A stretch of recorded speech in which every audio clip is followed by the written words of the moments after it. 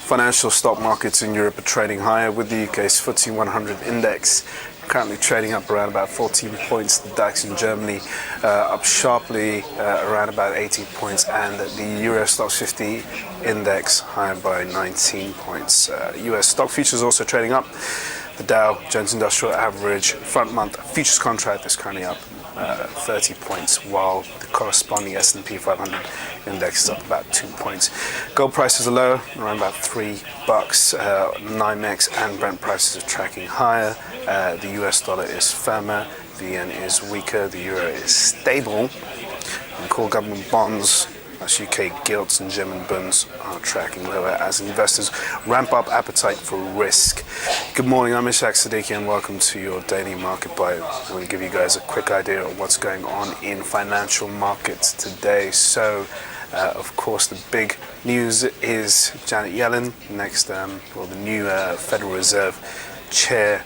She wants to be called chair as opposed to chairwoman, taking a very neutral gender stance in her operation as the new head of the Fed.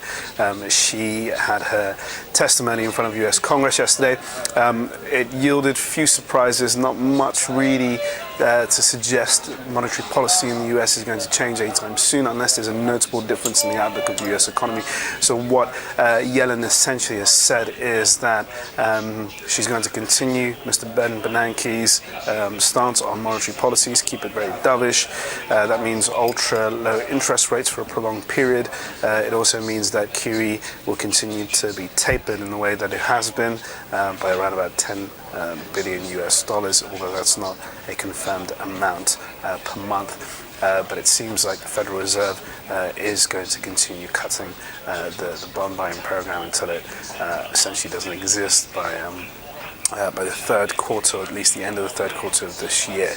Now, the one interesting point that she made is that the unemployment rate, which is now at 6.6%, and the previous threshold that she put on forward guidance, or at least what Mr. Bernanke did at 6.5%, isn't any sort of preset course for monetary tightening. So that means that even if the unemployment rate when it does drop down to 6.5%, doesn't mean that we're going to see a hike in interest rates. Not at all. That means that the Federal Reserve is just using that as some sort of benchmark figure to suggest that there's an improvement in the labour market. However, they won't use that as a trigger point to change policies. She also commented on the emerging market turmoil, and with the emerging market space, she really doesn't believe that the turmoil there has any sort of implications on the US economy at the moment, which she might be right about. The US is somewhat safeguarded from the mess in the emerging market space, but that doesn't really give any sort of optimism for the emerging market nations themselves, as they are extremely vulnerable to the Fed's tapering measures. So that means that there's no let-up in the emerging market space with the current problems that they have, and a plethora of those problems being China and domestic problems, and also tapering by the US Federal Reserve. Now, when it comes to the immediate overnight picture, Yellen's speech kicked up risk appetite in the US, led the S&P 500 and the Dow Jones Industrial Average to register some strong gains. Both indices are having a better month so far, much better than January. And in terms of how that fed through into the Asian session, quite optimistically, Asian share markets were doing pretty well, and particularly the Japanese market, which took a lot of heart from Yellen's speech, as at one point Yellen did indicate that the Bank of Japan's work so far over the past year and Abenomics has been pretty fruitful in terms of defeating deflation and trying to push the country into inflation zone. Japan's been dealing with deflation for the last 10 years or so, actually longer, 20 years near enough. So Abenomics is key to moving the country out of this deflationary territory that it's been in for the last 2 decades and push into an inflation territory. So Mrs. Yellen's comments definitely helped the Japanese equity market, and at the same time we have to remember that we had Japanese machine orders which plunged, very poor number, not good at all, and that was overshadowed by Yellen's speech. So it seems like Asian investors seem to be pretty happy and encouraged by Janet Yellen's presence at the Federal Reserve. When it comes to China, Chinese equity markets did pretty well as well, and that was on the back of some very good Chinese trade data. Both imports and exports rose, much better than expectations.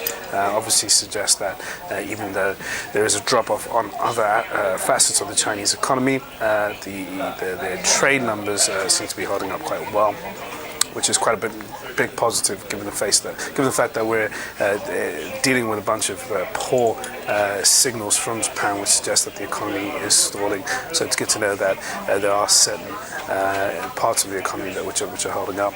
Again, that kicked up risk appetite going into the European session. That's all helped us.